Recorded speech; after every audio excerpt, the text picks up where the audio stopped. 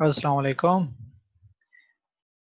आज हम international financial management में चैप्टर 6 स्टार्ट करने वाले हैं, जो कि बेस करता है किस चीज़ पे। Government influence on exchange rate, कि किस तरीके से गवर्नमेंट जो है एक्सचेंज रेट्स को इन्फ्लुएंस करती है, इफेक्ट करती है, और किस किस्म के सिस्टम्स अवेलेबल है मार्केट में या प्रिवेल कर रही हैं इकोनॉमीज में, और वो किस तरीके से उसको यूटिलाइज करें। कंटेंट्स में हमारे जो है दो मेजर चीज़ें हैं। एक्सचेंज रेट सिस्टम्स को हमने देखना है कि कौन कौन से एक्सचेंज रेट सिस्टम्स हैं, और second a single European currency क्या है, कैसे काम करती है। First, exchange rate systems. Exchange rate मुराद हमारा क्या होता है कि आप जो है जब क्या करते हो कि एक कंट्री दूसरी कंट्री की करेंसी को जब कन्वर्ट करती है, ठीक है, जैसे आप पाकिस्तानी रुपीस को डॉलर्स में कन्वर्ट करते हो, तो आप अपने पैसों से कितने डॉलर खरीद सकते हो, ठीक है। ये आपको क्या करती है, बताती है कि ये आपका एक्सचेंज रेट है। तो हम क्या करते हैं कि ये चीजें ये किस तरीके से डिटरमाइन होती हैं, कैसे कौन डिटरमाइन करता है इसको, ठीक है। इन चीजों के बारे में हमने जो है लास्ट टाइम प्रीवियस लेक्चर्स में काफी डिटेल से डिस्कशन की थी कि डिमांड एंड सप्लाई फैक्टर्स जो हैं वो क्या करते हैं, डिटरमाइन करते हैं कि एक्सचेंज रेट क्या होना चाहिए। आज हमने देखना है कि जी कौन कौन से सिस्टम्स एग्जिस्ट करते हैं, और कहता है कि exchange rate system can be classified according to the degree by which exchange rates are controlled by the government. ये किस चीज पे डिपेंड करता है, कहता है कि एक्सचेंज रेट जो गवर्नमेंट किस तरीके से कंट्रोल करती है, गवर्नमेंट का इंटरफेरेंस उसमें क्या है, कितने लेवल तक गवर्नमेंट जो है उसमें इंटरफेयर करती है और उन एक्सचेंज रेट्स को चलाती है। तो नॉर्मली हमने जो है फोर उसमें जो है कैटेगरीज में इसको डिवाइड किया है। एक है फिक्स्ड, दूसरा फ्री फ्लोटिंग, थर्ड है मैनेज फ्लोट, और फोर्थ पैक्ट।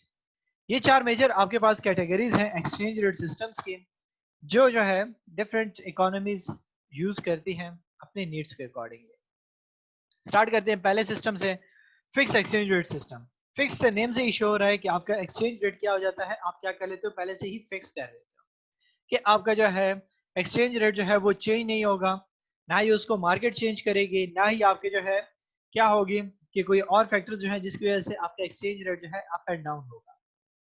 गवर्नमेंट उसको क्या कर लेती है, एक खास रेट को जो है सजेस्ट कर लेती है, और उसी पे वो क्या करती है, अपने इंपोर्ट्स एंड एक्सपोर्ट्स करती है। सो कहता है कि in exchange rate system, exchange rates are either held constant or allowed to fluctuate only within very narrow boundaries. A fixed exchange rate would be beneficial to a country for following reasons. क्या होता है कि आप जो है बिल्कुल एक fixed rate बता देते हो, ठीक है, कि आपका एक्सचेंज रेट जो है इतना होगा। लेट्स से हम कह देते हैं कि एक डॉलर के मुकाबले में पाकिस्तानी रुपी जो है वो 80 होगी। नाउ दिस इज फिक्स्ड कि ये जो है मूव नहीं करेगी। और या फिर हम क्या करते हैं कि थोड़ी सी उसमें फ्लेक्सिबिलिटी रख लेते हैं कि थोड़ा सा वो ज्यादा हो सकती है, थोड़ा सा वो कम हो सकती है, 81, 82 या 78, 79। इस तरीके से आप उसको लिमिट बता देते हो कि इस लिमिट के अंदर अंदर जो है ये मूवमेंट करेगा, इससे ज्यादा ये फ्लक्चुएट नहीं होगा। और इसकी कुछ रीजंस हैं, कुछ बेनिफिट्स हैं जिसके लिए कंट्रीज क्या करती हैं, अपने एक्सचेंज रेट को फिक्स करती हैं। पहली बात, first, exporter and importers could engage in international trade without concern about exchange rate movements of the currency to which their local currency is linked. Any firms that accept the foreign currency as a payment would be insulated from the risk that currency could depreciate over time.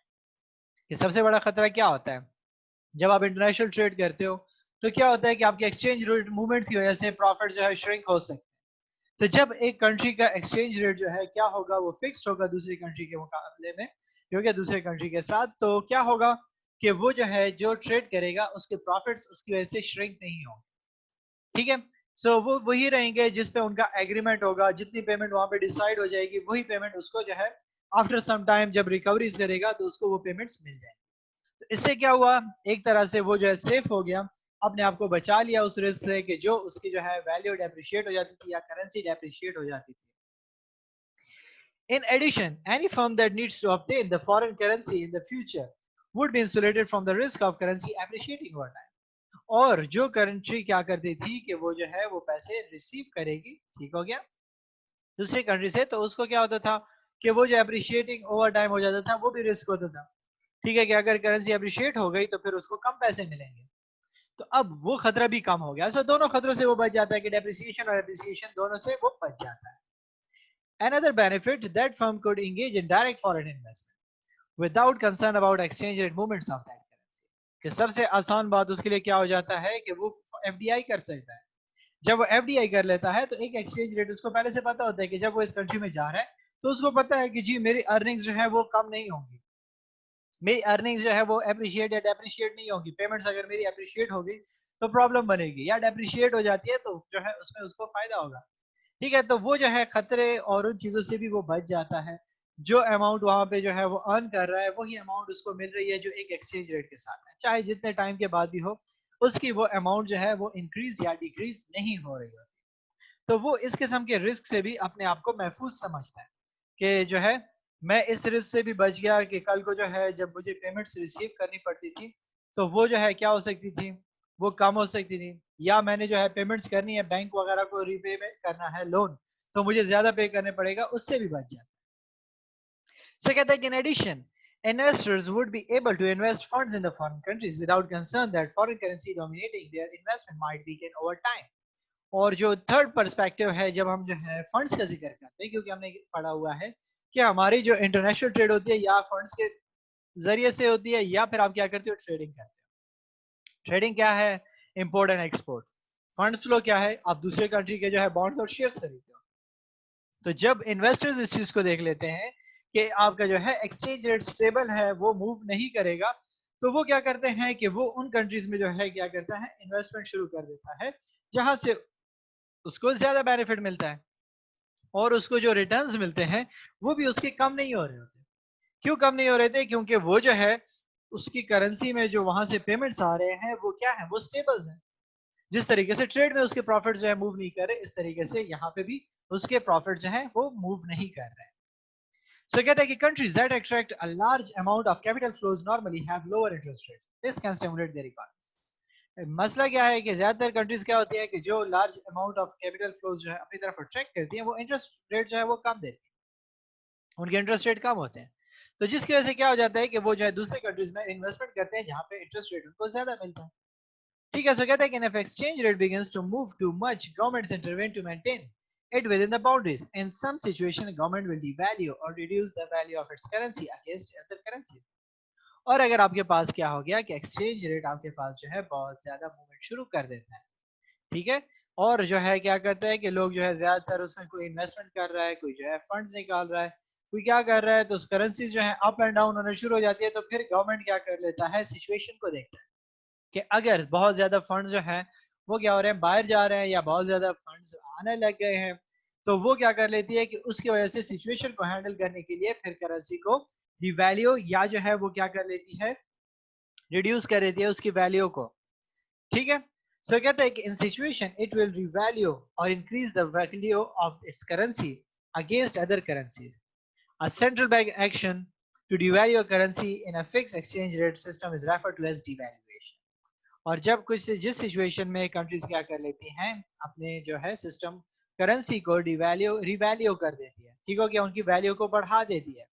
ठीक है, और कुछ में क्या कर देती है, वो डिवैल्यू कर देती है, रिड्यूस कर देती है. ठीक है, सो इन चीजों के सिस्टम को जब वो सेंट्रल बैंक जो है जब एक्शन लेती है और अपनी करेंसी को वो डिवैल्यू करती है तो इसको हम डिवैल्यूएशन कहते हैं. ठीक है, और डिवैल्यूएशन क्या है, डेप्रिसिएशन से अलग है. डेप्रिसिएशन तो उसकी वैल्यू में कमी आना है, लेकिन डिवैल्यूएशन आप उसकी वैल्यू को चेंज कर रहे हो. ठीक है, आप अपनी करेंसी रेट को क्या कर रहे हो, डाउन कर रहे हो. और इसके अपोजिट में जो हम टर्मिनोलॉजी इस्तेमाल करते हैं वो है रिवैल्यूएशन, कि आप जो है क्या करते हो, आपका जो बैंक होता है सेंट्रल बैंक, वो आपकी इकोनॉमी में आपकी जो है जो करेंसी है उसको दोबारा रिवैल्यू करती है, उसकी जो है वैल्यू को ज्यादा एडजस्ट करती है. लेट्स से 90 वैल्यू थी, सिचुएशन आई उसने जो है अपनी वैल्यू को जो है कम कर दिया, उसने जो है 90 से 88 87 कर दिया. अब दोबारा जब उसको जो है दोबारा एडजस्ट करना है तो वो क्या करेगा कि 90 91 इस तरीके से उसको दोबारा ऊपर ले जाना शुरू कर देगा. तो now this is called revaluation. फायदे क्या हैं फिक्स एक्सचेंज रेट्स के मल्टीनेशनल कंपनीज को, क्योंकि हम इंटरनेशनल ट्रेड फाइनेंस पढ़ रहे हैं तो इंटरनेशनल फाइनेंशियल में हमारा फोकस किस चीज का है, मल्टीनेशनल कंपनीज पे है.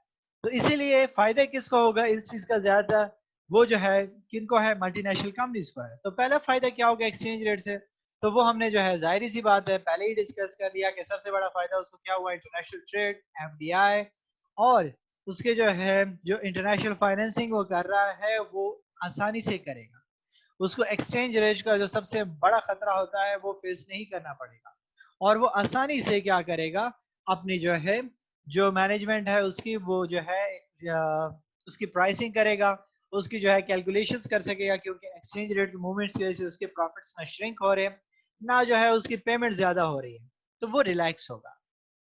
जिस तरह इसका फायदा है और इस तरीके से इसके दो मेजर नुकसान भी हैं जब आप करेंसी को फिक्स कर देते हो। पहली चीज कि गवर्नमेंट तो फिर भी उसमें इंटरफेयर कर रही है। ठीक है, हमने क्या कहा कि गवर्नमेंट जो है सिचुएशन को देखती है, जब जो है सिचुएशन बिगड़ना शुरू हो जाती है तो वो जो है या करेंसी को डिवैल्यू कर देती है या रिवैल्यू कर देती है। तो अब फिर क्या हुआ कि मल्टीनेशनल कंपनीज तो स्टिल जो है रिस्क के लिए ओपन है, कभी भी सिचुएशन चेंज हो सकती है, गवर्नमेंट जो है करेंसी को अप एंड डाउन कर सकती है। तो हम ये नहीं कह सकते कि कंपनी जो है 100% सेफ है एक्सचेंज रेट से। दूसरा disadvantage is that from a macro viewpoint, a fixed exchange rate system may make each country and its MNCs more vulnerable to economic conditions than other countries. और जब इस तरीके से सिचुएशन हो जाती है कि वो जो एक्सचेंज रेट करती है तो वो अपनी कंट्रीज जो है जो एक्सचेंज रेट फिक्स कर देती है वो अपने मल्टीनेशनल कंपनीज को क्या करती है, वनरेबल कर देती है इकोनॉमिक कंडीशंस के लिए। ठीक हो गया, क्योंकि उसके जो है बाकी कंट्रीज के साथ तो जो है जो ट्रेड चल रही है वो तो अब उनको तो फिक्स नहीं कर रहा, बल्कि अपनी कंट्री की जो करेंसी है वो उनके साथ फिक्स कर रहा है। तो इसकी वजह से वो जो है रिस्क के लिए ओपन हो जाता है। एग्जाम्पल दी हुई है किस तरीके से ये काम करता है, हमने जो ये सारी सिचुएशन देखी।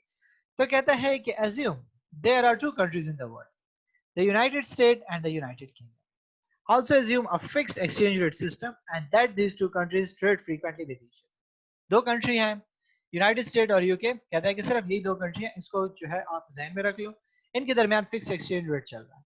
ठीक है, और क्या हो रही है कि इनके दरमियान ट्रेड भी बहुत ज्यादा चल रही है। In United states, if the United States experiences a much higher inflation rate than the United Kingdom, US consumers should buy more buys from the goods from the United Kingdom and British consumers should reduce their imports of US goods due to high US prices. तो let's say हम कह देते हैं कि जी United state में inflation बहुत ज्यादा है, तो क्या हो जाएगा जब यूनाइटेड स्टेट में इन्फ्लेशन ज्यादा है और यूके में कम है तो लोग क्या करेंगे, यूएस के कंज्यूमर वो भी यूके की चीज खरीदेंगे क्योंकि वो चीज उसको सस्ती पड़ रही है, और जो ब्रिटिश के कस्टमर्स हैं वो इंपोर्ट्स कराना छोड़ देंगे या कम करा देंगे। क्यों कम करा देंगे, क्योंकि उनको जो है वहां से चीज महंगी पड़ रही है। जब चीज महंगी पड़ना शुरू हो गई तो फिर जो है वो वहां से क्यों मंगवाएगा, उसके लिए तो वो इतना बेनिफिशियल नहीं है सोर्स। तो ये जो है क्या हो जाएगा, सिचुएशन हो जाएगी, और इसके बदले में क्या हो जाएगा, कहता है कि this reaction would force US production down and unemployment up. और जब इस किस्म की सिचुएशन हो जाएगी तो उनके जो है प्रोडक्ट्स जो है वो बिकेंगे नहीं, जब प्रोडक्ट्स नहीं बिकेंगे तो उनकी प्रोडक्शन लो हो जाएगी, और जब प्रोडक्शन लो हो जाएगी तो कंपनीज जब प्रॉफिट्स नहीं करेगी तो लोगों को जॉब अपॉर्चुनिटीज कहां से देगी, जिससे क्या हो जाएगा, यूएस में अनएम्प्लॉयमेंट बढ़ जाएगी। It also causes higher inflation in the United Kingdom due to the excessive demand for British goods relative to supply of British goods produced. Thus, the high inflation in the United States could cause high inflation in the UK. और जो सबसे worst situation क्या होगी कि जब आपका सारा का सारा प्रेशर यूके पे आ जाएगा, सप्लाई पे गुड्स के आ जाएगा, तो चीजों जब डिमांड को पूरा नहीं कर सकेगा तो क्या होगा, उसकी चीजें जो है महंगी होना शुरू हो जाएंगी। जब ब्रिटिश की चीजें महंगी होना शुरू हो जाएंगी तो क्या हो जाएगा कि यूएस के इन्फ्लेशन के साथ साथ यूके में भी इन्फ्लेशन बढ़ गया। तो यूएस के जो है इन्फ्लेशन किस चीज का सोर्स बना, यूके में भी जो है इन्फ्लेशन बढ़ाने का सोर्स बना। और क्यों बना, क्योंकि फिक्स एक्सचेंज रेट्स। सो कहता है कि in mid and let 1990s the United States experienced relatively high inflation and was accused of exporting that inflation of some European countries. Alternatively, a high unemployment rate in the United States will cause a reduction in US income and decline in US purchases of British goods. Consequently, productivity in the UK may decrease and unemployment may rise. In this case, United States may export unemployment to the United Kingdom. और कहता है कि 1960s के mid और late में भी situation इस तरीके से हुई थी कि यूएस में भी हाई इन्फ्लेशन आया था, जिसकी वजह से उसकी जो है क्या हुआ, एक्सपोर्ट्स इफेक्ट हुई। ठीक है, और उसकी वजह से क्या हुआ कि जो उसने एक्सपोर्टिंग शुरू कर दी तो वो जो है बाकी कंट्रीज को जो है यूरोपियन कंट्रीज को इफेक्ट करने लगी, क्योंकि यूनाइटेड स्टेट में जब जो है लोग की जो है नौकरियां खत्म होना शुरू हो गई, प्रोडक्शन रुक गई, कंपनियां रुक गई, तो इससे क्या हुआ, लोगों के पास जो है पैसे भी कम रह गए, इनकम भी कम रह गई। और उनकी जब इनकम कम हो गई, तो जब इनकम कम हो गई तो ब्रिटिश की गुड्स खरीदेगा कौन? तो जब ब्रिटिश के गुड्स भी कोई नहीं खरीदेगा, तो फिर उससे क्या हो जाएगा, यूनाइटेड किंगडम की जो है जो प्रोडक्शन है वो भी कम हो जाएगी और वहां पे भी अनएम्प्लॉयमेंट ज्यादा हो जाएगी। तो इस तरह सिचुएशन से क्या हुआ कि यूएस ने क्या किया कि अपने साथ जो अनएम्प्लॉयमेंट थी वो अपनी कंट्री से लेके यूनाइटेड किंगडम में भी पुट किया। तो इस किस्म की सिचुएशंस भी आपको जो है फेस करना पड़ती है कि जब एक कंट्री में जो है आप सिर्फ इसको गुडनेस को नहीं देखते, आप जो उसके नेगेटिव साइड को भी देखते हो कि वन साइड पे तो क्या हुआ, हम कहते हैं कि जी जो है उसकी गुड्स की डिमांड तो बढ़ गई, लेकिन दूसरी तरफ सिचुएशन ये भी तो देखिए ना कि जब आपकी जो है ब्रिटिश की गुड्स जो है ज्यादा डिमांड शुरू हो जाएगी, तो डिमांड बढ़ने से हम क्या कहते हैं, प्राइसेस बढ़ जाएंगी। जब प्राइसेस बढ़ जाएंगी तो उससे क्या हो जाएगा, यूनाइटेड किंगडम में भी इन्फ्लेशन आ जाएगी। जब इन्फ्लेशन आ जाएगी तो वहां पे भी लोग क्या हो जाएंगे, वो बेरोजगार होना शुरू हो जाएंगे। सेकंड हमारे पास सिस्टम क्या है, वो है freely floating exchange rate system, कि आप अपने एक्सचेंज रेट को बिल्कुल फ्री कर देते हो, मार्केट्स पे छोड़ देते हो, मार्केट के जितने भी फोर्सेस है, डिमांड और सप्लाई फैक्टर्स पे छोड़ देते हो, और वही डिटरमाइन करती है कि आपकी न्यू वैल्यू क्या होगी। और इसमें गवर्नमेंट जो है टोटली इंटरवेंशन नहीं करती।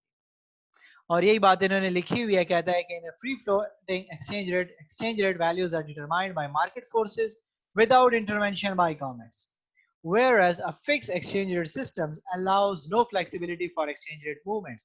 A freely floating exchange rate allows complete flexibility. कि दोनों एक दूसरे के ऑपोजिट है, फिक्स्ड है बिल्कुल जो है उसको स्टॉप कर दिया, स्टक कर दिया, जबकि फ्री फ्लोटिंग ने क्या कर दिया, उसको बिल्कुल आपके पास फ्लेक्सिबल कर दिया कि जो डिमांड एंड सप्लाई की सिचुएशन होगी जिस भी करेंसी की, ये उसके साथ मूव करती रहेगी। और कहता है कि free floating exchange rate adjust on a continual basis in response to demand and supply conditions for that currency. कि डिमांड एंड सप्लाई फिर क्या करेगा, वो डिसाइड करेगा कि जो करेंसी की डिमांड चल रही होगी तो उसकी प्राइस बढ़ेगी, जब उसकी जो है डिमांड कम हो जाएगी तो प्राइस उसकी क्या हो जाएगी, डिक्रीज हो जाएगी। फायदा क्या है अगर आप फ्री फ्लोटिंग एक्सचेंज रेट को यूज करते हो, तो पहले सबसे इंपॉर्टेंट बेनिफिट क्या है, कहते हैं कि one advantage of a free floating exchange rate system is that a country is more insulated from the inflation of other countries, कि वो जो है क्या हो जाएगी कि दूसरे कंट्री के इन्फ्लेशन से बच जाएगी। दूसरी कंट्री में अगर इन्फ्लेशन है तो ये इसको इफेक्ट नहीं करेगी। कैसे इफेक्ट नहीं करेगी, हम जो है एग्जांपल के जरिए से इसको देखते हैं। प्रीवियस एग्जांपल को जहन में रखिए कि दो कंट्रीज हैं, यूके और यूएस, उसी को हमने कंटिन्यू किया। कहता है कि if the United States experiences a high rate of inflation, the increased US demand for British goods will place upward pressure on the value of British pounds. As a second consequence of the high US inflation, the reduced British demand for US goods will result in a reduced supply of pounds for sale. ठीक है, which will also place upward pressure on the British pounds value. तो दो situation आपके पास होंगी। एक क्या हो जाएगी कि आपने क्या कर दिया कि जी ब्रिटिश की गुड्स की जो है क्या हो जाएगी, डिमांड बढ़ जाएगी, क्योंकि यूएस में तो इन्फ्लेशन है। ठीक है, तो यूएस के जब ब्रिटिश की गुड्स की डिमांड बढ़ जाएगी तो उससे क्या हो जाएगा कि लोग जो है क्या करेंगे, ब्रिटिश के गुड्स खरीदेंगे, और आपके पास प्रेशर किस पे आएगा, ब्रिटिश के पाउंड्स पे आएगा। जिससे क्या होगा कि जब आप क्या करोगे कि यूएस के हाई इन्फ्लेशन थी, तो उसकी वजह से क्या हुआ कि ब्रिटिश की जो प्रोडक्ट्स की डिमांड थी, जो हमने कहा कि यूएस के प्रोडक्ट्स खरीद रहे थे, वो तो कम हो गई। तो अब वो क्या हो गए कि वो यूएस को तो उनके जो है पाउंड जाना खत्म हो गए, क्योंकि वो वहां से कुछ परचेज नहीं कर रहा।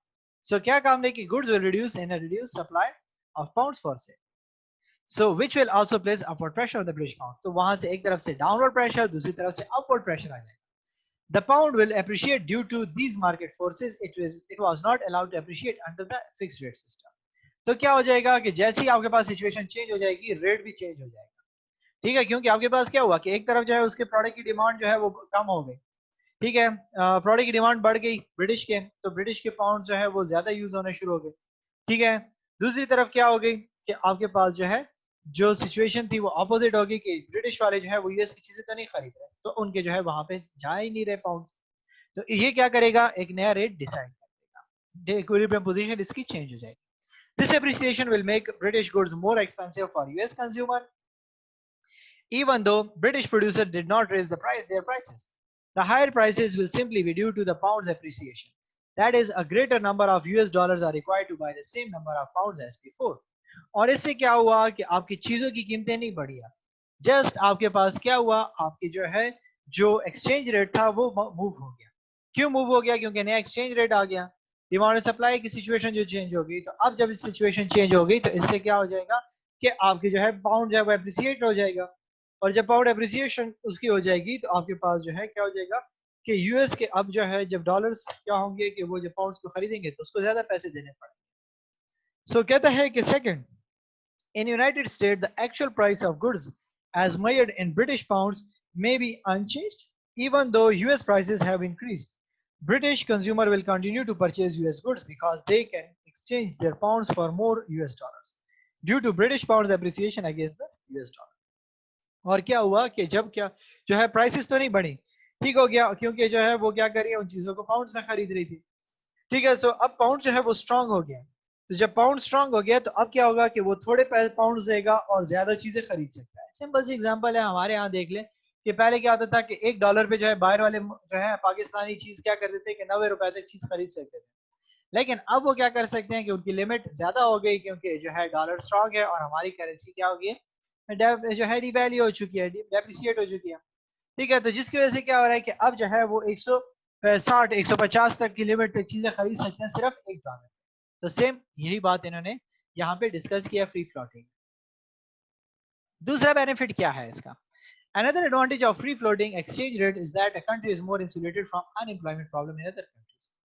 और क्या हो जाएगा कि कंट्रीज के अगर अनएम्प्लॉयमेंट की सिचुएशन जो हमने कही वो भी जो है उससे बच जाएगा। जैसे हमने कहा कि इसी तरीके से इसकी भी एग्जांपल हमने कहा कि वहां पे क्या हुई थी कि आपके पास जो है ब्रिटिश की गुड्स की कीमतें जो है वो कम हो गई, जो है बढ़ गई थी। तो क्या हुआ, इकोनॉमी स्टक हो गई। इधर भी ये जो है इन्होंने इस चीज को एक्सप्लेन किया है, कहता है कि under a floating rate system the decline in US purchases of British goods will reflect a reduced US demand for British pounds. Such a shift in demand can cause the pound to depreciate against the dollar. Under the fixed rate system, the pound would not be allowed to depreciate. ठीक है, कि वहां पे क्या था, जब हमने fix का जिक्र किया तो जब हमारे पास जो है आपके ब्रिटिश पाउंड्स की जो है डिमांड कम होगी तो क्या हो जाएगी, वो डेप्रिशिएट हो जाएगी। जब डेप्रिशिएट हो जाएगी तो क्या था, वहां पे तो वैल्यू तो फिक्स थी, वो तो मूव नहीं कर रही थी। तो सिचुएशन जो है वर्स कर रही थी, पूरी की पूरी इकोनॉमी को हिला रही थी। तो इसलिए कहते हैं कि the depreciation of pound will make British goods look cheap to US consumer, offsetting the possible reduction in demand for these goods resulting from a lower level of US income. और फिर जब ये डेप्रिशिएट हो जाएगा तो क्या हो जाएगी कि जो है उनके लिए यूएस वालों के लिए चीजें सस्ती हो जाएंगी। ठीक है, जब चीजें सस्ती हो जाएंगी मजीद तो क्या हो जाएगा कि वहां पे यूएस वाले जो कम इनकम वाले लोग हैं वो स्टिल गुड्स खरीद सकते हैं। So as was true with the inflation and a sudden change in the unemployment will less influence on a foreign currency under a floating rate system than under a fixed rate. और इस तरीके से अगर वहां पे जो है US में जो है इन्फ्लेशन हो जाती है तो अनएम्प्लॉयमेंट पे इतना फर्क नहीं पड़ेगा, क्योंकि उनको जो है अगर उनकी करेंसी जो है वो डिवैल्यू हो चुकी है या इन्फ्लेशन बढ़ चुका है तो वो दूसरे मुल्क की चीजें स्टिल खरीद सकते हैं, क्योंकि वो उसके लिए क्या है, सस्ती होगी। जबकि जो फिक्स रेट था तो उसने जो है उन चीजों को स्टक कर दिया था। मजीद एलिब्रेट किया हुआ है इस एग्जाम्पल को, कहता है कि as this example illustrate in a free floating exchange rate system, problems experienced in one country will not necessarily be contagious. The exchange rate adjustment served as a form of protection against exporting economic problems to other countries. तो free floating कहता है कि वो जो है सारी की सारी इकोनॉमी के लिए इतना जो है सीरियस क्रूशियल इशू नहीं है, बल्कि क्या हो जाएगा कि वो जो है उसकी जो एडजस्टमेंट करनी होती है एक्सपोर्ट वगैरह से, उससे प्रोटेक्ट करते हैं उसको कि वो उसके साथ नया रेट अडॉप्ट कर लेते हैं और वो उसके साथ इजीली एडजस्ट हो जाता है। An additional advantage of free floating exchange rate system is that a central bank is not required to constantly maintain exchange rates within the specified boundaries. Therefore, it is not forced to implement an intervention policy that may have unfavorable effect on the economy just to control exchange rates. और कहता है कि क्या है कि जो free floating है वो जो है अप एंड डाउन हो रहा है, तो जो बैंक है आपके पास उसको जरूरत नहीं है कि वो जो है कॉन्स्टेंटली इन चीजों को मेंटेन रखे कि रेट अब हमने ज्यादा करना है या कम करना है सेंट्रल बैंक की तरह, और उसके लिए जो है इंटरवेंशन की कोई पॉलिसी वगैरह भी बनानी नहीं पड़ती। ठीक है, कि वो जो है इन चीजों को कंट्रोल करे। सो कहता है कि furthermore government can implement policies without concern as to whether the policies will maintain the exchange rate with specified boundaries. और फिर क्या करता है कि वो जो इंटरवेंशन पॉलिसीज उसने जो है बना ली तो वो अनफेवरेबल सिचुएशन से बचाता है उसको। तो गवर्नमेंट का काम क्या हो जाता है कि वो जस्ट इस चीज को देखता है कि जो एक्सचेंज रेट है उन्होंने जो उनके लिए लिमिट्स बताई हुई है वो उस चीज के अंदर मूव कर रही है कि नहीं कर रही। क्योंकि अब एक लिमिट से ज्यादा का आप उसको छोड़ दोगे तो फिर भी तो प्रॉब्लम बन सकता है आपके लिए, तो आप उसको जो है क्या करते हो, एक स्पेसिफिक बाउंड्रीज में बाउंड करने की कोशिश करते हो। So finally, if exchange rates were not allowed to float, Investor would invest funds in whatever country had the highest interest rate. और कहता है कि अगर आप क्या करोगे, एक्सचेंज रेट्स को फ्लोट होने नहीं दोगे, तो इन्वेस्टर्स क्या करेंगे, कहीं और पे जाके इन्वेस्टमेंट करेंगे जहां पे उनको हायर इंटरेस्ट रेट्स मिलेंगे. This would likely cause governments in countries with a low interest rate to restrict investors' funds from leaving the country. Thus, there would be more restrictions on capital flows and financial market efficiency would be reduced. और फिर जब इस तरीके से वो देख लेगी कि हमारी कंट्री से सारा का सारा पैसा तो बाहर जा रहा है, दूसरी जगह पे लोग जो है इन्वेस्टमेंट्स करना शुरू कर दिया हमारे इन्वेस्टर्स ने, तो गवर्नमेंट क्या करेगी कि वो इन चीजों पे रिस्ट्रिक्शंस लगा देगी. और जब रिस्ट्रिक्शंस लगा लेगी तो क्या हो जाएगा कि आपकी जो कैपिटल की फ्लो है, वो मूवमेंट जो है वो रिस्ट्रिक्ट हो जाएगी, वो इतना ओपनली मूव नहीं करेगी, और जिससे क्या हो जाएगा, आपका फाइनेंशियल मार्केट इफेक्ट होना शुरू हो जाएगा. डिसएडवांटेजेस क्या है फ्री फ्लोटिंग एक्सचेंज रेट के? कहता है कि in the previous example, United Kingdom is somewhat insulated from the problem experienced in the United States due to the free floating exchange rate system. Although this is an advantage for a country that is protected, it can be a disadvantage for the country that initially experienced the economic problems. कहता है कि free floating जो है आपके लिए, हमने कहा कि जिस तरीके से फायदा देती है कंट्री को, इस तरीके से क्या करिए कि वो जो है नुकसान भी दे रही है. ठीक है, कि जब जो है क्या हो रहा था कि वो अपने आप को इंसुलेट कर रही थी, तो जो है यूनाइटेड स्टेट को उसकी वजह से प्रॉब्लम फेस करना पड़ा. क्या प्रॉब्लम फेस करना पड़ा? क्योंकि उसकी इकोनॉमिक प्रॉब्लम, जो इन्फ्लेशन वगैरह की सिचुएशन थी, वो चीजें इफेक्ट हो रही थी. किस तरीके से हो रही थी, एग्जांपल से देखते हैं. कहता है कि if United state experiences high inflation, the dollar में weaken, thereby insulating the United Kingdom from inflation, as discussed earlier. जैसे हमने प्रीवियसली कहा कि यूनाइटेड स्टेट जो है क्या करता है, इन्फ्लेशन ज्यादा है तो डॉलर जो है वीक हो जाएगा, और यूनाइटेड किंगडम जो है अपने आप को इंसुलेट करेगा. So from the US perspective, however a weaker US dollar cause imports prices to be higher. तो क्या हो जाएगा कि यूएस के जो डॉलर वीक हो गया तो इंपोर्ट्स उसके लिए महंगी हो जाएंगी. This can increase the prices of US material supplies which will in turn increase the US prices of finished goods. और जब वो क्या करता है कि वहां से जो है रॉ मटेरियल वगैरह मंगवा रहा है, तो रॉ मटेरियल जो बाहर से मंगवाए जा रहा है वो अब महंगा पड़ेगा. जब वो चीजें महंगी पड़ना शुरू हो जाएंगी, तो इससे क्या हो जाएगा, यूएस के जो फिनिश्ड गुड्स हैं वो खुद ब खुद महंगे होना शुरू हो जाएंगे. और कहता है कि in addition, higher foreign prices from the US perspective can force US consumer to purchase domestic product. और फिर जब बाहर की चीजें उनके लिए महंगी हो जाएंगी, तो क्या करेगी, मजबूर करेगी जो डोमेस्टिक प्रोडक्ट्स हैं यूएस के कंज्यूमर वो खरीदेंगे. As US producers recognize that their foreign competition has been reduced due to the weak dollar, they can more easily raise their prices without losing their customers to foreign competition. और वो जो है क्या करेगी, जब देख लेगी कि बाहर की चीजें अब महंगी होना शुरू हो गई हैं, तो वो अपनी प्राइसेस बढ़ा देगी. सेम हमारे पाकिस्तान में आजकल जो है जो सिचुएशन चल रही है टोयोटा और होंडा की, जब उनको देख गया कि आपकी जो है इंपोर्ट्स महंगी हो गई है, बाहर से गाड़ी मंगवाना जो है बहुत ही एक्सपेंसिव हो रहा है कस्टमर्स के लिए, तो उन्होंने क्या कर दिया, दिन ब दिन जो है वो प्राइसेस बढ़ा रहे हैं. उनको पता है कि लोगों के पास चॉइसेस कम है, तो जब चॉइसेस कम है तो मजबूरन क्या करेंगे, उनके प्रोडक्ट्स को परचेज करेंगे. सो फर्दर क्या कहता है कि in similar manner a free floating exchange rate system can adversely affect a country that has a high unemployment. लेकिन ये free float exchange rate क्या करती है कि वो adversely affect करती है उन countries को जहाँ पे inflation ज्यादा है. कैसे? For example, if US unemployment rate is rising, US demand for imports will decrease, putting upward pressure on the value of dollar. A strong dollar will then cause US consumers to purchase foreign products rather than US products because the foreign products can be purchased cheaply. Yet such a reaction can actually be detrimental to the United States during periods of high unemployment. कि आपके पास जो है क्या हो रहा है कि unemployment जब इंक्रीज हो रही है, तो आपके पास यूएस में जो है जो इंपोर्ट्स हैं वो कम हो जाएंगे, डिमांड उसकी कम हो जाएगी क्योंकि लोग अफोर्ड ही नहीं कर सकते. तो जिसकी वजह से क्या हो जाएगी कि डॉलर की जो है वैल्यू बढ़ना शुरू हो जाएगी.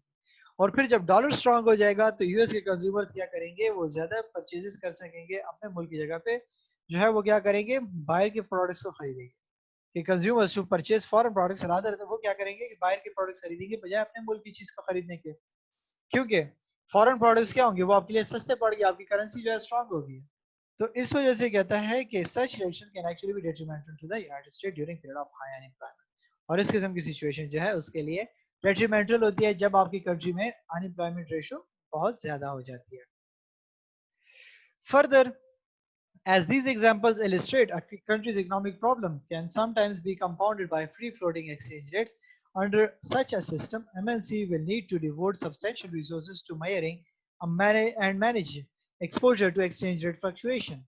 Nonetheless, since exchange rate movements can affect economic condition with the country, most governments want the flexibility to directly or indirectly control their exchange rates when necessary. और कहता है कि जिस तरीके से हमने देखा कि आपके पास जो है जब फ्री फ्लोटिंग सिचुएशन चल रही थी तो आपकी कंट्री जो है डिफरेंट किस्म की प्रॉब्लम्स फेस कर रही थी, ठीक है। उसमें जो है कहीं पे अप एंड डाउन आ रहे थे, कहीं पे जो है इन्फ्लेशन बढ़ रहा था, कहीं पे अनएम्प्लॉयमेंट आपकी जो है इन्वर्सली इफेक्ट कर रही है। तो जब इस किस्म की सिचुएशन होगी, अनस्टेबल सिचुएशन होगी, तो आपके लिए जो है आपकी मैनेजमेंट को इस पे बहुत ज्यादा फोकस करना पड़ेगा, बहुत ज्यादा रिसोर्सेज एलोकेट करने पड़ेंगे ताकि इस चीज को जो है ओवरकम कर सके और अपने आप को इसके साथ अप टू डेट रख सके।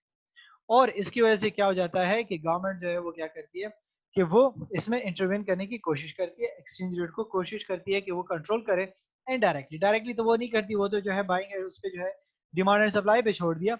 लेकिन जब एडवर्स होने वाली सिचुएशन हो जाती है तो वहां पे वो क्या करती है, इनडायरेक्टली इंटरफेयर करना शुरू कर देती है और रेट्स को स्टेबलाइज करती है। थर्ड हमारे पास जो सिस्टम है वो क्या है, वो है मैनेज्ड फ्लोट एक्सचेंज रेट। क्या आपके पास एक्सचेंज रेट फ्लोट भी कर रहे हैं लेकिन वो मैनेज्ड होगा, टोटली ओपन नहीं होगा, क्योंकि प्रीवियस का नाम क्या था, वो था फ्री फ्लोटिंग का। ये फ्री फ्लोटिंग नहीं है, ये बल्कि क्या है, बाउंड है। इसके लिए क्या हो रहा है, अपनी लिमिट्स बताई गई हैं और उसके अंदर जो है वो क्या करेगा, मूवमेंट करेगा, अप एंड डाउन करेगा, ठीक है। सो ये जो है आपके पास, हम इसको हाइब्रिड भी कह सकते हैं कि इसमें फ्री फ्लोटिंग की भी जो है क्या फैसिलिटीज हैं और जो है करेक्टरिस्टिक्स हैं, और इसमें फिक्स की भी करेक्टरिस्टिक्स हैं। और इसीलिए कहता है कि क्या है कि it resembles the free floating system in that exchange rate are allowed to fluctuate on the daily basis and there are no official bounds. It is similar to fixed exchange rate system in that governments can and sometimes do intervene to prevent the currencies from moving too far in a certain direction. This type of system is known as a managed float or dirty float, as opposed to a clean float where rates floats freely without government intervention. कि आपके पास जो है clean float किसको कहा जाता था, जब आपके पास फ्रीली फ्लोटिंग हो रही थी करेंसीज की, एक्सचेंज रेट की। लेकिन यहाँ पे आपके पास क्या है, गवर्नमेंट इंटरवेन कर रहा है, तो इसलिए हम इसको डर्टी फ्लोट कहते हैं। कहता है कि at times the governments of various countries including Brazil, Russia, South Korea and Venezuela have imposed bans around their country currency to limit its degree of movement. Later, however, they removed the bans when they found that they could not maintain the currency value within the bans. क्या क्या कि जो है ये इन countries ने जो है initially कुछ लिमिट्स बता दी थी, उन पे जो है कुछ लिमिटेशंस रख दी थी कि ये इसके अंदर जो है अप एंड डाउन होगी, इसकी मूवमेंट्स होगी। लेकिन जब इन्होंने देखा कि इस चीज को जो है कंट्रोल करना बड़ा मुश्किल हो जाएगा, इसको जो है एनालाइज करना प्रॉब्लमेटिक है, मुश्किल है, तो इन्होंने क्या कर दिया, इस चीज को खत्म कर दिया। ये हो गया कि जो है इसको मेंटेन रखना बड़ा मुश्किल है, तो इन्होंने उसके ऊपर से बैंड्स हटा दिए कि हम जो है करेंसी को मेंटेन नहीं रख सकते अपने लिमिट्स के अंदर। सो इस पे क्रिटिसिज्म है कुछ, ठीक है, कि मैनेज फ्लोट सिस्टम में कुछ क्रिटिसिज्म्स हैं। कौन कौन सी क्रिटिसिज्म है, कहते हैं कि critics suggest that managed float system allows the government to manipulate exchange rates in a manner that can benefit its own country at the expense of others. कि ये क्या कर देती है कि फिर जो है कंट्री गवर्नमेंट जो है वो फायदा उठाना शुरू कर देती है, वो अपने लिए फायदे की तरफ इसको लेकर जाती है। कि जहाँ जो है सिंपल सी सिचुएशन है कि जब उनको जो है पेमेंट देनी होगी तो वो अपने आप को क्या कर देगा, स्ट्रॉन्ग कर देगा, और जब जो है पेमेंट्स रिसीव करने होगी तो वीक कर देगा, तो ज्यादा पेमेंट्स उसको मिलेंगी, ठीक है। सो कहता है कि for example a government may attempt to weaken its currency to stimulate a stagnant economy. The increased aggregate demand for products that results from such a policy may reflect a decreased aggregate demand for products in other countries, as the weakened currency attracts foreign demand. तो वो क्या कर लेगा, अपने जो है जो slow moving economy है उसके लिए करेंसी को वीक कर देगा ताकि उसकी डिमांड बढ़े। जब उनकी डिमांड्स बढ़ना शुरू हो जाएगी तो बाकी जो कंट्रीज हैं उनके प्रोडक्ट्स की डिमांड कम हो जाएगी, तो वो क्या कर रहा है कि उसका फायदा उठा रहा है, बाकी कंट्रीज को इफेक्ट करती है। Although this criticism is valid, it could apply as well to the fixed exchange rate system where governments have the power to devalue their currency. और ये चीज जो है फिक्स रेट में भी प्रिवेल करती है, क्योंकि वहां पे भी गवर्नमेंट का इंटरवेंशन होता है। तो जहाँ पे गवर्नमेंट की जो है इंटरवेंशन शुरू हो जाती है, वहां पे क्या हो जाता है कि वो रेट्स को अपनी मर्जी से मूव करना शुरू कर देते हैं, जब कहीं पे जहाँ पे उसको जरूरत पड़ना शुरू हो जाती है। फोर्थ सिस्टम हमारे पास है वो है packed exchange rate. Packed exchange rate से मुराद हमारा क्या होता है कि दूसरी करेंसी के साथ अपने आप को पैक करना, कि उसके साथ आप उसको अटैच कर देते हो कि उसकी वैल्यू बढ़ेगी, आपकी करेंसी की वैल्यू बढ़ेगी, उसकी वैल्यू कम होगी, आपकी वैल्यू भी कम हो जाएगी। सो क्या कहता है कि sometimes some countries use peg exchange rate arrangements in which their home currency value is pegged to a foreign currency or to some unit of account, कि वो किसी यूनिट ऑफ अकाउंट के साथ एसोसिएट कर देते हैं या किसी दूसरी कंट्री की करेंसी के साथ अपनी करेंसी को पैक कर देते हैं। While the home currency value is fixed in terms of the foreign currency, to which it is pegged, it moves in line with the currency against other currencies. तो जब इसकी अपनी वैल्यू तो खुद फिक्स कर देते हैं वो लोग, उसके साथ एसोसिएट कर देते हैं, और फिर जो जो उनमें मूवमेंट आ रही होती है इसकी वैल्यू भी बढ़ेगी, अगर वो वैल्यू उसकी कम होगी करेंसी की तो इसकी वैल्यू भी जो है वो कम होना शुरू हो जाएगी. सो कहता है कि some governments peg their currency values to that of a stable currency such as dollar because that forces the value of their currency to be stable. और ज्यादातर फिर क्या करती है कंट्रीज जो है डॉलर के साथ कर लेते हैं, इसको पैक कर लेते हैं, क्योंकि डॉलर जो है क्या है एक स्टेबल करेंसी समझी जाती है. तो जब वो उसके साथ जो है स्टेबल कर लेते हैं तो इनकी करेंसी भी जो है स्टेबल होना शुरू हो जाती है. और इसीलिए कहता है कि first this forces their currency exchange rate with the dollar to be fixed. Second, their currency will move against non-dollar currencies by the same degree as the dollar. Since the dollar is more stable than most currencies, it will make their currency more stable than most currencies. और जैसे कि dollar हमारे पास जब आपने उसके साथ अपने आप को पैक कर दिया तो डॉलर तो आपके पास स्टेबल है, तो जैसे डॉलर स्टेबल है तो बाकी करेंसी से आपकी जो है करेंसी भी स्टेबल हो जाएगी. और डॉलर जो है वो स्ट्रांग है दूसरों से, तो आपकी करेंसी भी क्या करेगी, वो दूसरों से स्ट्रांग कहलाएगी और वो स्ट्रांग साबित होगी. लिमिटेशंस है कुछ पैक एक्सचेंज रेट के, ठीक हो गया, जैसे कि प्रीवियस पे क्रिटिसिज्म हुआ, कुछ डिसएडवांटेजेस थे, इसके कुछ लिमिटेशंस है पैक सिस्टम के. पैक सिस्टम की पहली लिमिटेशन क्या है, कहता है कि when countries with a peg exchange rate may attract foreign investment because the exchange rate is expected to remain stable. Weak economic or political condition can cause firms and investors to question whether the peg will hold. ठीक है कि आपके पास situation आ जाती है जहां पे जो है कंट्रीज जो है बाहर की करेंसी जो है फॉरेन का इन्वेस्टमेंट को अट्रैक्ट करना चाहती है, तो वहां पे क्या होगा कि आपकी करेंसी जब क्या होगी कि वो जो है स्टेबल होगी, ठीक हो गया, तो वो जो है लोग उसकी तरफ ज्यादा आएंगे. लेकिन आपकी इकोनॉमिक सिचुएशन और पॉलिटिकल सिचुएशन भी वो भी है डिपेंड करती है कि आपकी इकोनॉमी किस तरीके से और कब तक पैक रहेगी. For example, if a country suddenly experiences a recession, it may experience capital outflows as some firms and investors withdraw funds because they believe there are better investment opportunities in the other country. जैसे कि इन्होंने कहा कि आपके पास क्या है कि अगर एकदम से कंट्री जो है रिसेशन की तरफ चली जाती है, जब वो रिसेशन की तरफ चली गई तो लोग क्या करेंगे, अपने फंड्स निकालना शुरू कर देंगे उस कंट्री से, ताकि जो है वो कहीं और उसको इन्वेस्ट कर सके, वहां पे प्रॉफिट्स कर सके. सो कहता है कि this transaction will result in exchange of local currency for dollars and other currency which places downward pressure on the local currency value. The central bank would need to offset this by intervening in the foreign exchange market, but might not be able to maintain the peg. If the peg is broken and exchange rate is dictated by market forces, the local currency value could decline immediately by 20% or more.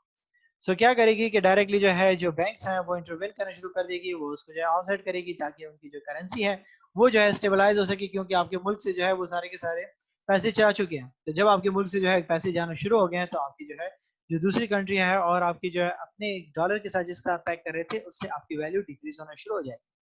तो कहता है कि जब भी आपका जो है pack टूटता है, ठीक हो गया, तो वो जो है मार्केट फोर्सेस उसके लिए नया प्राइस डिसाइड करते हैं, और जब मार्केट उसके लिए नई प्राइस डिसाइड करती है तो वो जो है 20 to 20 मोर देन 20% जो है वो डाउन होना शुरू हो जाती है वो करेंसी. कहता है कि if foreign investors fear that a peg may be broken, they quickly sell their investment in that country and convert the proceeds into their home country. These transactions take place more downward pressure on the local currency of that country. Even the local resident may consider selling their local investments and converting their funds to dollars or some other currencies if they fear that the peg may be broken. और जब उनको पता चल जाता है कि pack जो है वो पैक टूट रहा है, ठीक है, तो वो क्या कर लेते हैं, अपनी करेंसी को जो है दूसरी करेंसी में कन्वर्ट कर देते हैं, जिसमें उन्होंने इन्वेस्टमेंट करे थे वो उस करेंसी में जो है वो उसको कन्वर्ट कर देते हैं. जब उसमें कन्वर्ट कर देते हैं तो उनके पास क्या हो जाती है कि लोकल करेंसी पे मजीद जो है बोझ आ जाता है, वो जो है जिसके साथ अपने आपको पैक करा था वो उसमें कन्वर्ट कर देते हैं. तो वो जो है उसको वहां पे जब सेल आउट कर देंगे तो इनकी जो है करेंसी बाहर चली जाएगी, तो जो एग्जिस्टिंग करेंसी थी वो भी अब उस कंट्री में नहीं रही. जब वो इस कंट्री में नहीं रही तो इस तरीके से जो लोकल रेजिडेंट्स होंगे वो क्या करेंगे, अपने जो है वो लोकल इन्वेस्टमेंट को सेल आउट कर देंगे और उसको जो है डॉलर्स और बाकी करेंसीज में कन्वर्ट करना शुरू कर देंगे. सो कहता है कि they can exchange their currency for dollars to invest in the united states before the pack price. और वो क्या कर लेंगे कि अपनी करेंसी को डॉलर्स में कन्वर्ट करना शुरू कर देंगे, वहां पे इन्वेस्टमेंट शुरू कर देंगे प्राइस ब्रेक होने से पहले, क्योंकि वो उसके साथ अपने आप को अटैच किया हुआ था, स्ट्रॉन्ग बना हुआ था. So they may leave their investment in the United States until after the peg breaks and their local currency value is reduced. Then they can sell their investment in the United States and convert the dollar proceeds back to their currency at a more favorable exchange rate. Their initial actions to convert their more money into dollar place more downward pressure on the local currency.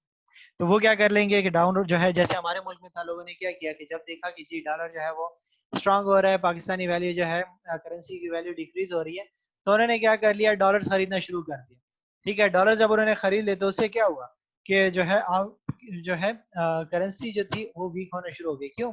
क्योंकि लोगों ने dollars खरीद लिए। Dollars जब खरीद लिए तो उसको जो है, जब वो अपने मैक्सिमम लेवल पे पहुंच गई 90 से 140-50 तक जब वो पहुंच गई, तो अब लोग क्या कर रहे थे वहां पे, जब उन्होंने देख लिया कि मैक्सिमम लिमिट अचीव हो गया, तो उन्होंने उसको सेल आउट करना शुरू कर दिया। और जब उन्होंने इसको सेल आउट कर दिया तो उनको जो है पैसे ज्यादा मिलना शुरू हो गए और इससे मजीद करेंसी पे दबाव बढ़ गया। सो कहता है कि for the reason explained here, countries have difficulty maintaining a pegged exchange rate when they are experiencing major political economic problems. While a country with a stable exchange rate can attract foreign investment, the investor will move their funds to another country if there are concerns that the peg will break. Thus, a pegged exchange rate system could ultimately create more instability in a country's economy.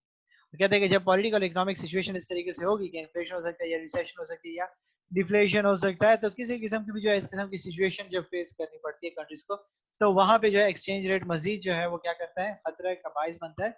और जहां पे आपकी currency जब strong होती है तो लोग सारे इन्वेस्टमेंट यहाँ पे करते हैं, लेकिन जैसे ही उनको पता चल जाता है कि कंट्री की करेंसी जो है वो पैक टूटने वाला है, तो वो सारे पैसे निकाल लेते हैं, जिससे आपकी कंट्री मजीद जो है इनस्टेबल होना शुरू हो जाती है और मजीद उसको जो है खतरे देखने पड़ते हैं। इसके अलावा एक नई एक्स्ट्रा चीज जो है जो इसमें ऐड करते हैं हम, ठीक हो गया, वो है डॉलराइजेशन। कुछ करेंसीज जो है वो डॉलराइजेशन भी करते हैं। डॉलराइजेशन से हमारा मुराद क्या है? कहते हैं कि dollarization is replacement of foreign currency with US dollars. This process is step beyond a currency board because it forces the local currency to be replaced by the US dollar. कि वो अपनी करेंसी को क्या कर देते हैं, जो उनकी अपनी करेंसी होती है वो डिवैल्यू हो चुकी होती है, तो वो उसको डॉलर के साथ रिप्लेस कर लेते हैं और डॉलर्स को प्रिवेल करना शुरू कर देते हैं। All the dollarization and currency board both attempt to peg the local currency value. The currency board does not replace the local currency with dollars. और जो आपके पास जो बोर्ड होते हैं उनकी कोशिश क्या होती है कि वो अपनी करेंसी को पैक कर लें तो बच सकते हैं। वो जो है वो नहीं चाहते कि उनकी करेंसी जो है वो रिप्लेस हो जाए डॉलर्स के साथ। The decision to use US dollars as a local currency cannot easily be reversed because the country no longer has a local currency. और जो एक दफा क्या कर लेता है कि अपने आप को यूएस डॉलर में कन्वर्ट कर लेता है, उसके पास फिर वो चॉइस नहीं रहती कि वो जो है अपनी करेंसी में वापस आ जाए, क्योंकि उनकी करेंसी जो है वो खत्म हो चुकी है। जैसे अफगानिस्तान की सिचुएशन देखें तो अफगानिस्तान ने क्या कर दिया कि अपनी करेंसी उसकी इतनी ज्यादा जो है खत्म हो चुकी थी, बिल्कुल उसकी कोई वैल्यू ही नहीं रही, तो उन्होंने क्या कर दिया, जो है डॉलर्स यूएस के आना शुरू हो गए वहां पे। ठीक है, तो वहां भी यूएस के डॉलर जब आना शुरू हो गए तो वो जो है स्ट्रांग होने लगी और उनकी इकोनॉमी थोड़ी सी बेहतर होनी शुरू हो गई। स्टिल जो है जहाँ पे देखें तो अफगानी करेंसी अपनी भी चल रही है और यूएस डॉलर ज्यादा वैल्यू रख रही है। यही सिचुएशन आपके पास इक्वेडर्स ने की थी। ठीक हो गया कि 1990s to 2000 में कि उन्होंने क्या किया कि Ecuador's currency the sucre appreciated by about 97% against the US dollar. The weakness of the currency caused unstable trade conditions, high inflation, and volatile interest rates. In 2000, in an effort to stabilize the trade and economic condition, Ecuador replaced the sucre with US dollars as its currency.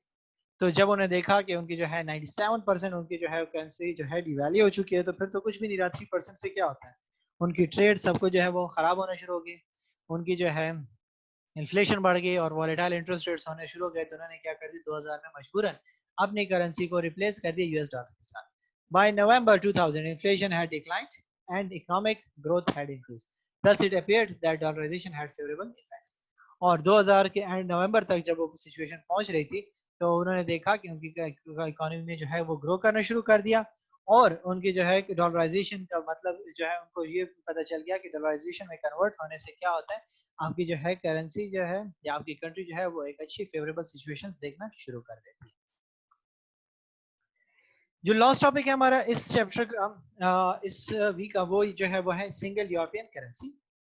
ठीक है कि आपकी जो है हमने सुना हुआ है कि यूरोपियन यूनियन में जो है क्या हो रही है कि लोग जो है वो सिंगल करेंसी को यूज करें कि तमाम की तमाम करेंसी जो है वो कंट्री जो है वो एक ही करेंसी में ट्रेड्स करेगी।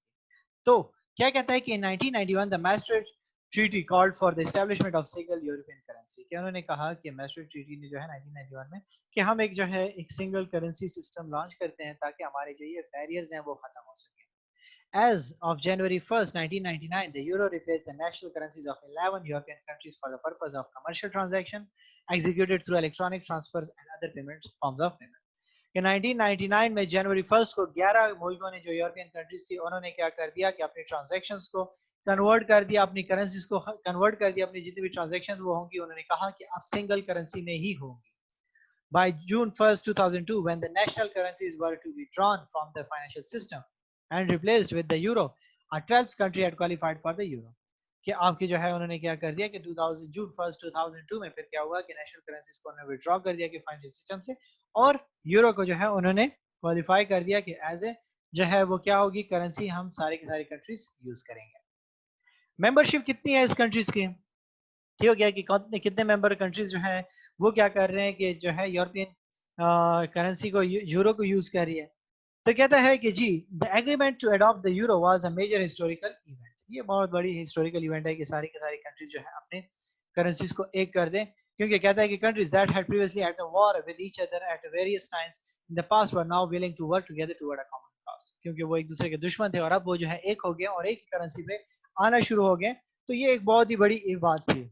और कहते हैं कि out of 27 countries that are members of the European Union 13 countries participate in the euro, और 30 जो है टोटल 27 कंट्रीज जो थी यूरोपियन यूनियन में मेंबर्स थी, उनमें से 13 कंट्रीज ने क्या कर दिया कि उन्होंने जो है कहा कि हम जो है यूरो की तरफ आएंगे। डिफरेंट कंट्रीज के नाम यहाँ पे मेंशन है। So कहता है कि together participating countries comprise almost 20% of the world's gross domestic product, a proportion similar to that of United States, कि ऑलमोस्ट 20% जो है वर्ल्ड डोमेस्टिक प्रोडक्ट जो है वो इन कंट्रीज के पे कंप्राइज करती है, जो कि आपकी क्या है कि सिमिलर प्रोपोर्शन है यूनाइटेड स्टेट का। So कहते हैं कि the countries, 3 countries that were a member of European Union in 1999, UK, Denmark and Sweden decided not to adopt the euro at that time, कि उनमें जो है जिन 3 कंट्रीज थी इन्होंने 1999 में इसको अडॉप्ट नहीं किया, उन्होंने कहा कि हम अभी जो है इसको अडॉप्ट नहीं करना चाहते। लेकिन कहते हैं कि the 10 countries in Eastern Europe that joined the European Union in 2004 are eligible to participate in the euro if they meet specific economic goals. Slovenia adopted the euro in 2007। फिर उन्होंने जो है अपने कुछ क्राइटेरियाज रखे थे कि अगर वो क्राइटेरिया जो है वो मीट करेंगे, वो गोल्स जो है वो मीट करेंगे इकोनॉमिक, तो तब वो जो है वो कंट्रीज जो है वो इसमें कन्वर्ट हो सकती है। और इसी तरीके से सोल्वेनिया ने जब इन चीजों को जो है ओवरकम कर लिया, जब इनकी क्राइटेरिया को मीट कर लिया, तो 2007 में उसने भी ऑप्ट कर लिया कि हम भी जो है अब क्या करेंगे, अपनी एक ही करेंसी में आ जाएंगे और यूरोपियन यूनियन को अपने ट्रेड में इस्तेमाल करेंगे। सो क्या कहता है कि countries that participate in European Union are supposed to abide by the stability and growth pact before they adopt the euro. This pact requires that the country's budget deficit be less than 3% of its gross domestic product. However, there are frequent allegations that some of the existing European Union countries that presently participate in the euro have a budget deficit that exceeds their allowable limit. कि उन्होंने फिर उसके लिए जो है कुछ खास limits रख दी कि कंट्री जो है वो क्या होगी, या जो कंट्री इसको ज्वाइन करी वो क्या होंगी, यूरोपियन यूनियन की जितने भी पार्टिसिपेट करना चाह रही है कंट्रीज वो जो है स्टेबल होंगी और ग्रोथ की तरफ जा रही होंगी, ठीक है। और उनकी जो है जो जीडीपी होगी वो लेस देन 3% होगी, डेफिसिट होगा उसमें। लेकिन फिर भी जो है कुछ कंट्रीज इस तरीके से थी कि जिन्होंने जो है इससे ज्यादा उनका बजट डेफिसिट था, लेकिन उनको भी जो है अलाउ किया गया था, उसमें जो है वो शामिल हुई थी। इम्पैक्ट क्या है यूरोपियन मॉनेटरी पॉलिसी का, ये हो गया कि impact on European monetary policy, कि मॉनेटरी पॉलिसी पे इनका इम्पैक्ट क्या पड़ता है सिंगल करेंसी का। तो कहते हैं कि the euro allows for a single money supply throughout much of Europe rather than a separate money supply for each participating currency. Thus, European monetary policy is consolidated because any effects on the money supply will have an impact on the all European countries using the euro as their form of money.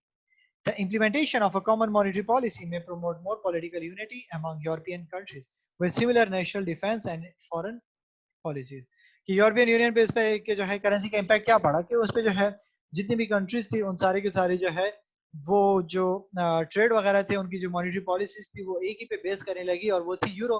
सो उसके लिए जो policy बनाई जाती थी वो सारी की सारी जो इकोनॉमीज को इफेक्ट करती थी, वो सारी की सारी इकोनॉमी को जो है अपने साथ लेकर जाती थी। और इसीलिए उन्होंने जो है कोशिश की कि जितने आपकी जो पॉलिटिकल यूनिटी होगी उतने ही आपकी जो है पॉलिसी जो है वो बेहतर तरीके से इम्प्लीमेंट हो सकती है, ठीक हो गया, और वो जो है एक स्मूथ तरीके से रन कर सकती है। और इसलिए कहते हैं कि the implementation of a common monetary policy में promote more political unity among European countries with the similar national defence and foreign policies, के उनकी जो है जो मॉनेटरी पॉलिसी है जो वो इम्प्लीमेंट करें तो उनकी पॉलिटिकल यूनिटी भी बढ़ेगी, क्योंकि उनको एक साथ चलना पड़ेगा, क्योंकि पॉलिसी सबके लिए एक जैसी थी।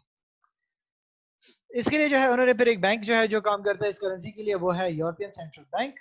वो क्या करता है, कहता है कि the European central bank is based in Frankfurt and is responsible for setting monetary policy for all participating European countries। कि वो क्या करता है ECB, वो जो है तमाम कंट्रीज के लिए जो है वो अपने जो है पॉलिसीज बनाता है, मॉनेटरी पॉलिसीज उसकी नीड्स को देख। So कहता है कि its objective is to control inflation in the participating countries and to stabilize the values of the euros with respect to other major currencies। और इसका मकसद क्या है मेन कि इन्फ्लेशन को ना बढ़ाए, क्योंकि इन्फ्लेशन बढ़ेगी तो सिचुएशन खराब हो जाएगी, ठीक है। और दूसरा क्या कर रहा था कि वो उसकी स्टेबिलिटी को देख रहा था यूरो की, कि वो दूसरी कंट्रीज के साथ मुकाबले में स्टेबल जा रही है कि नहीं जा रही।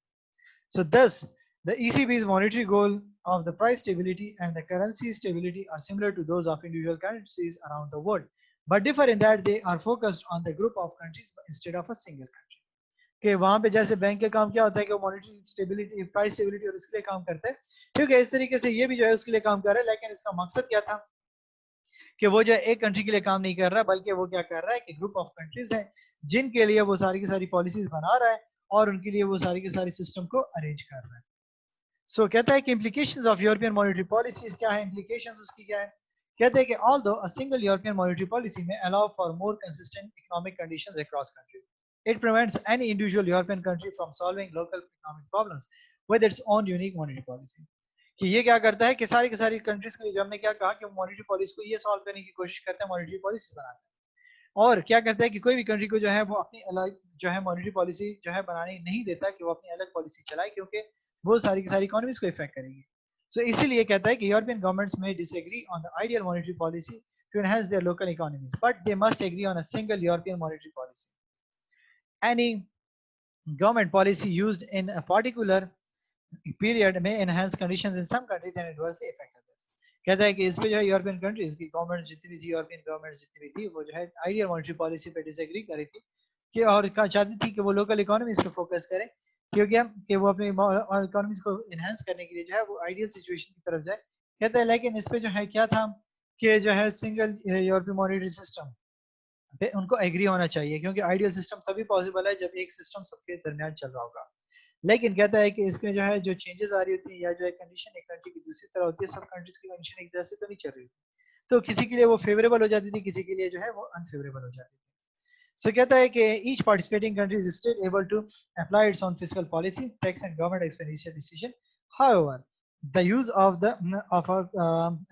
of a common currency may someday create more political harmony among European countries।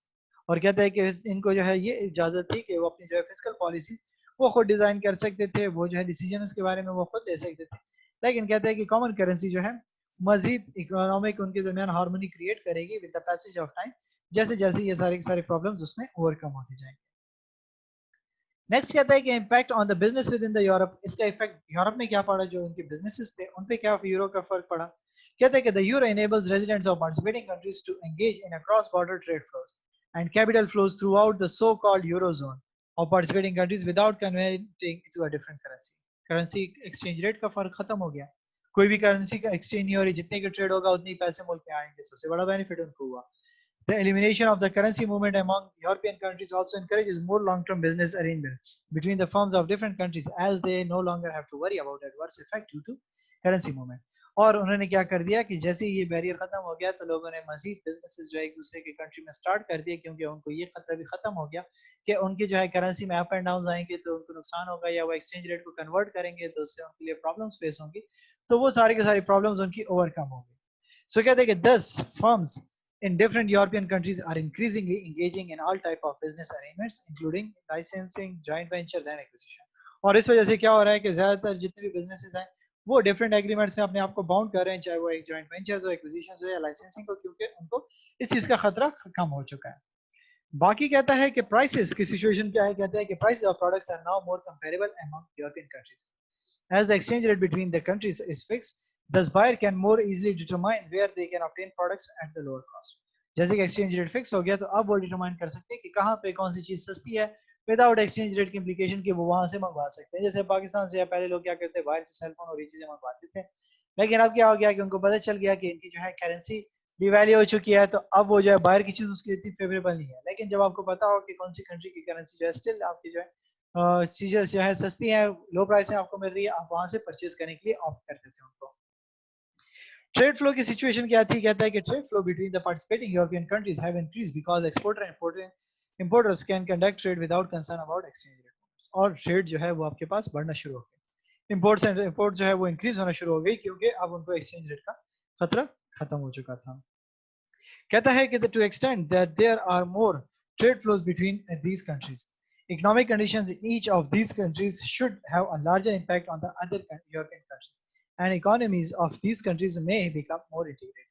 और आपकी जो है जितने ट्रेड स्ट्रांग होता गया, जितने जो है ट्रेड फ्लोज बढ़ती गई, उसकी वजह से क्या हुआ कि बाकी कंट्रीज के जो है इकोनॉमिक कंडीशंस वो भी जो है उन पे भी फर्क पड़ना शुरू हो गया, क्योंकि जब आप एक दूसरे के कंट्री में इन्वेस्टमेंट कर रहे हो तो वहां पे पैसे आने जाने का फ्लो बढ़ गया।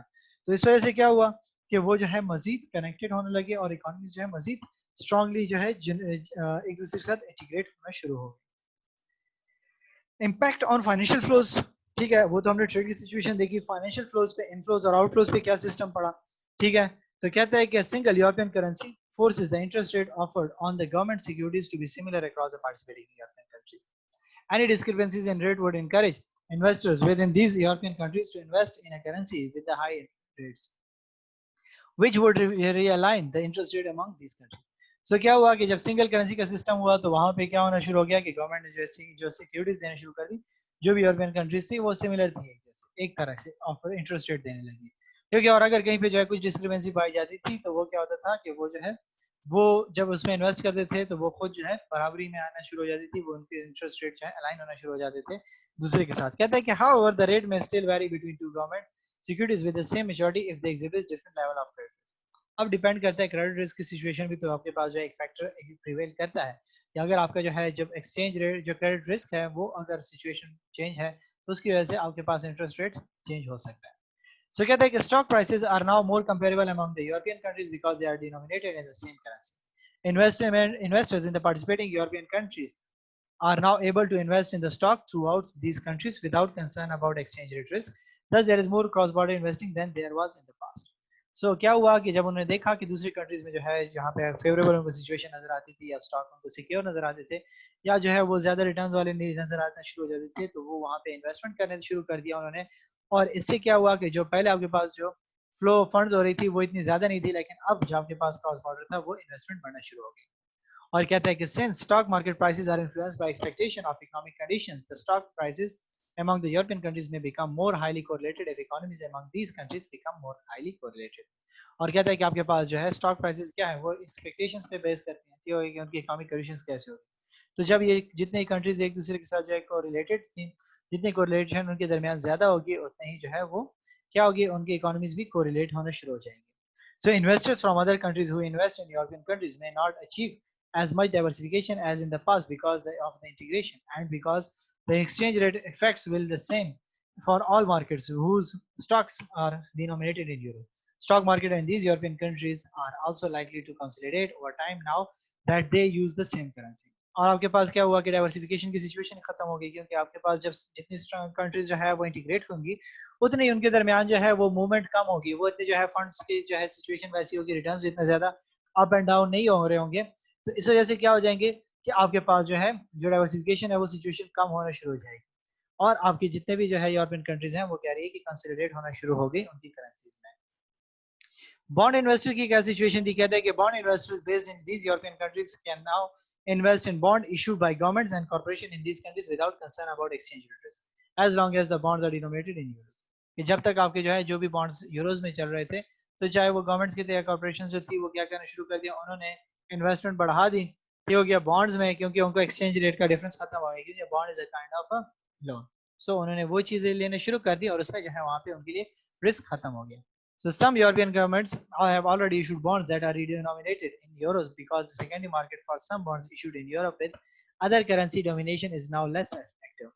The bond yields in participating European countries are not necessarily similar even though they are now denominated in the same currency.